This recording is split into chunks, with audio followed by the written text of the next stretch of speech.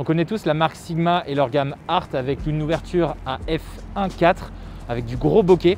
Et aujourd'hui, Sigma pense à notre porte-monnaie en proposant une nouvelle série Contemporary pour les Sony Full Frame. Alors ils ont commencé en sortant il y a quelques mois le 45 mm f2.8 et aujourd'hui ils viennent d'annoncer deux nouveaux objectifs, les 35 mm f2 et le 65 mm f2.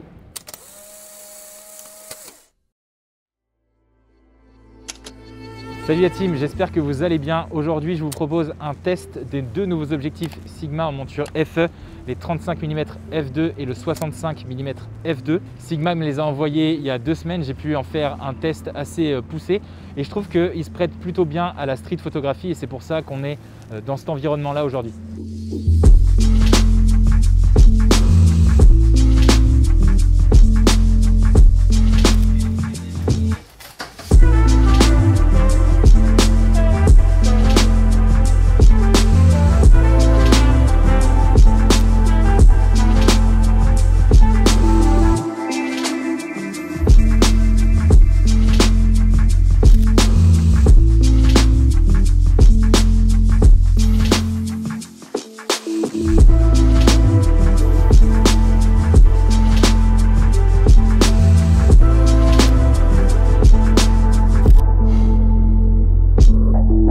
Concernant leur design, ce qu'on remarque tout de suite, c'est qu'ils sont très compacts, ils sont aussi assez légers.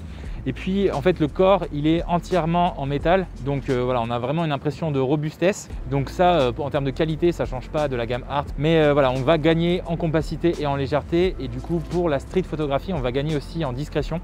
Donc je trouve ça assez pratique. Alors ce que j'ai kiffé aussi c'est qu'ils ont un look d'objectif ciné. Parce que donc ils sont tout en métal comme je l'ai expliqué tout à l'heure. Ils ont une bague de mise au point crantée, donc voilà, on a des bonnes sensations.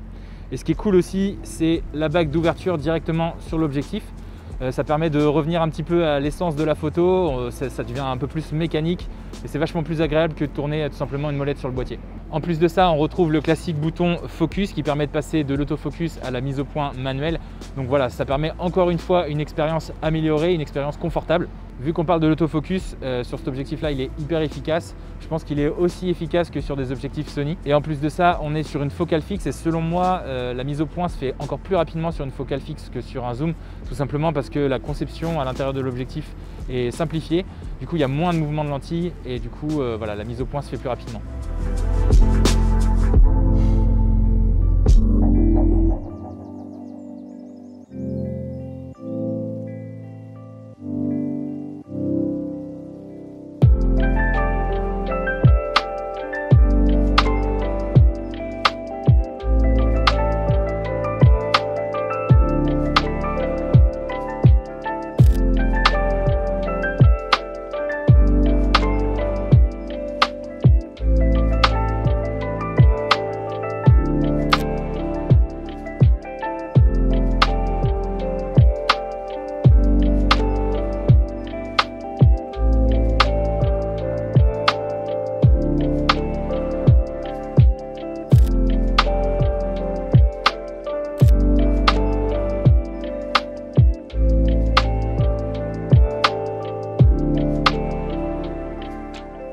Comme je vous l'ai dit, avec cette gamme Contemporary, il y a un petit peu de compromis.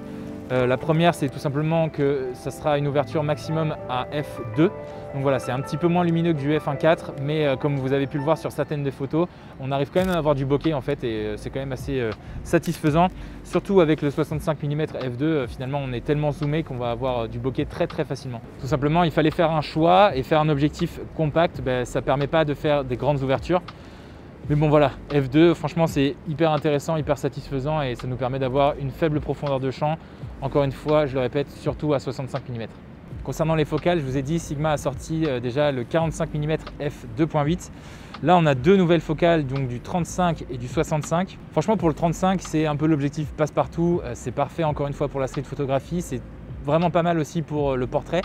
En vidéo aussi, c'est un format qui est plutôt agréable à utiliser. Et le 65, c'était un peu la focale bizarre parce qu'on est entre le 50 et le 85. Mais au final, c'est pas trop mal. C'est assez zoomé, mais pas trop non plus. Finalement, on arrive à faire des photos assez créatives et assez intéressantes avec. On va avoir une faible profondeur de champ et pouvoir jouer sur les premiers plans, les seconds plans, etc.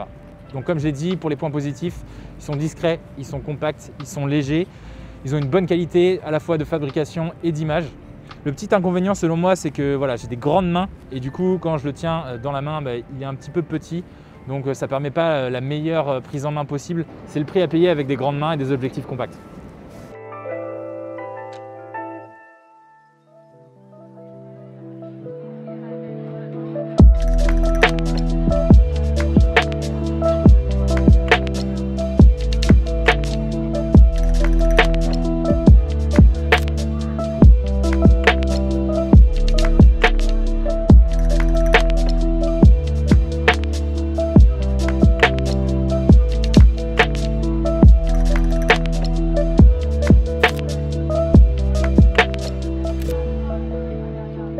Donc aujourd'hui, je vous ai montré les photos de cette session, mais j'ai aussi fait un POV aux alentours de la Bibliothèque nationale de France, la BNF, à Paris. Je sais que vous aimez ce format en fait, donc je me suis dit pourquoi pas tester le 35 mm f2 en conditions réelles de street photo. Donc vous retrouverez la vidéo tout simplement la semaine prochaine sur ma chaîne, comme d'habitude, mercredi prochain.